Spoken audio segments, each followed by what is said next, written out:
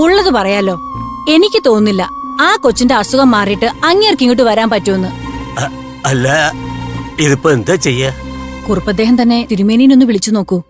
ഇതിപ്പോ അമ്പലത്തിലേക്ക് ഇറങ്ങിയോണ്ട് ഞാൻ ഫോണൊന്നും എടുത്തിട്ടില്ല. അത് സാരമില്ല, ഇവിടുത്തെ ഫോണിൽ നിന്ന് വിളിക്കാലോ. എന്നാ കൈയോടെ വിളിച്ചേക്കാം. അല്ലടോ? ആയിക്കോട്ടെ.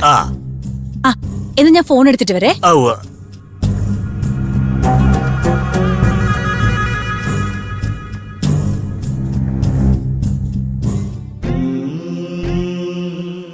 മോളെ,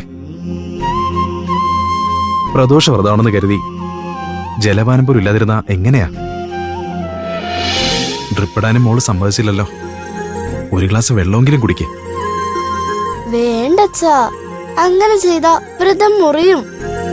അച്ഛനും വ്രതത്തിലല്ലേ. ആരാച്ചാ? വീട്ടിൽ നിന്ന് ചെറിയമ്മയാ. ഇനി എന്തിനാണാവോ വിളിക്കുന്നത്? കാശ് ചോദിക്കാനാവൂ. അച്ഛൻ എന്തായാലും കോൾ എടുക്ക്. ഹലോ, മഹേശൻ തിരുമേനി, ഇത് ഞാനാ, ശേഖരക്കുറുപ്പ്. കുറുപ്പതയായിരുന്നോ? ഞാൻ തിരുമേനി അന്വേഷിച്ച് ഇവിടം വരെ വന്നതാ. അപ്പോഴാ അച്ഛനും മോളും ഇതുവരെ വന്നിട്ടില്ലെന്ന് തിരുമേനിയുടെ ഭാര്യ പറയുന്നത്. എന്ത് ചെയ്യാനാ കുറുപ്പദ്ദേഹം? മോളുടെ അസുഖം ഇതുവരെയും ഭേദമായിട്ടില്ല. ഇപ്പോഴും ഞങ്ങൾ ഹോസ്പിറ്റലിലാ. കാര്യങ്ങളൊക്കെ ഇവിടുന്ന് പറഞ്ഞു. എന്നാലും എന്നത്തേക്കാ തിരുമേനിക്ക് വരാൻ പറ്റിയ? അതിപ്പോ ഉറപ്പിച്ചൊന്നും പറയാറായിട്ടില്ല. മോൾക്ക് ഒരുവിധം ഒന്ന് ഭേദമായ എത്രയും പെട്ടെന്ന് ഞങ്ങൾ എത്തും.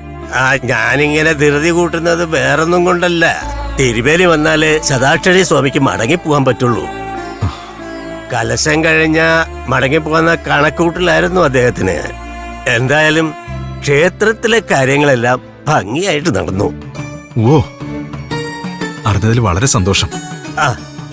അല്ല, ഇന്ന് പ്രദോഷ പൂജയില്ലേ? അതെ, പ്രദോഷത്തിന് പ്രത്യേക പൂജകളുമുണ്ട്. അതും കൂടി കഴിയുമ്പോഴേക്കും തിരുമേനി തിരിച്ചെത്തുമെന്ന പ്രതീക്ഷയില്ല സദാക്ഷരി സ്വാമി.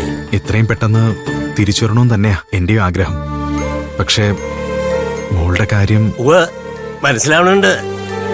എത്രയും വേഗം കുഞ്ഞിന്റെ അസുഖം ഭേദമായിട്ട് അച്ഛനും മോളും തിരിച്ചെത്തണമെന്ന് ഞങ്ങളും പ്രാർത്ഥിക്കുന്നുണ്ട്. എല്ലാം ദേവിയുടെ അനുഗ്രഹം പോലെ ഇരിക്കും കുറുപ്പദ്ദേഹം. എന്നാ ഞാനങ്ങ് അമ്പലത്തിലേക്ക് ഇറങ്ങുക. ഫോണങ്ങ് വാരിക്ക് കൊടുത്തേക്കാം.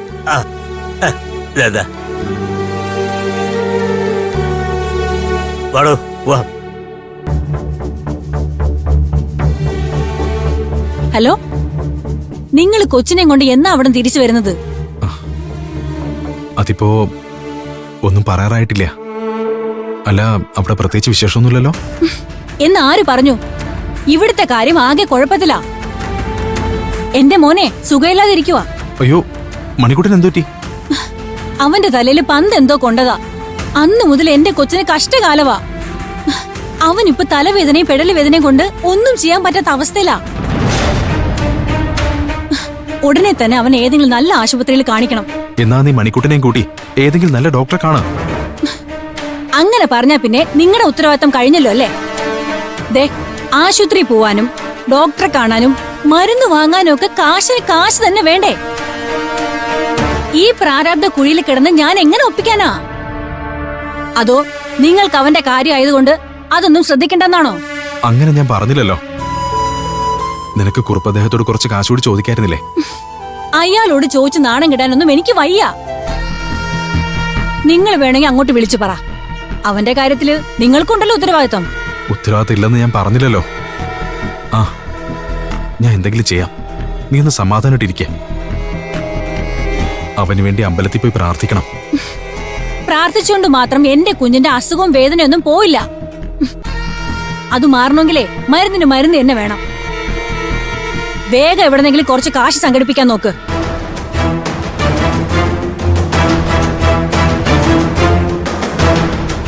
ഒരു ഉപദേശം കൊണ്ട് വന്നിരിക്കുക. എന്തിനും ഏതിനും പ്രാർത്ഥന മാത്രം. പ്രാർത്ഥന പുഴുങ്ങി തിന്ന വിശപ്പ് അസുഖമൊക്കെ മാറും. ഏത് നേരത്താണോ എനിക്ക് തോന്നിയത്.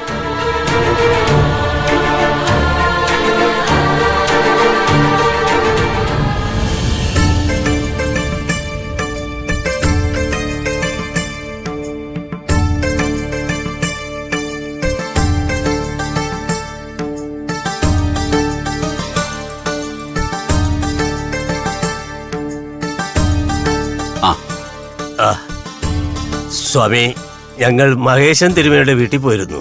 തിരുമേനിയും മോളും ഇതുവരെ മൂകാംബിയൊന്നും മടങ്ങിയെത്തിയിട്ടില്ല. എനിക്കും തോന്നി, വന്നിരുന്നെങ്കിൽ തിരുമേനി രാവിലെ തന്നെ ഇവിടെ എത്തുമായിരുന്നല്ലോ. ഞാനും അങ്ങനെ തന്നെയാ കരുതിയത്. പക്ഷേ ഇന്ന് വീട്ടിൽ കയറി വിവരങ്ങൾ അറിഞ്ഞപ്പോ തിരുമേനി വരാൻ ഇനിയും ദിവസങ്ങൾ എടുക്കുമെന്നാ കേൾക്കുന്നത്.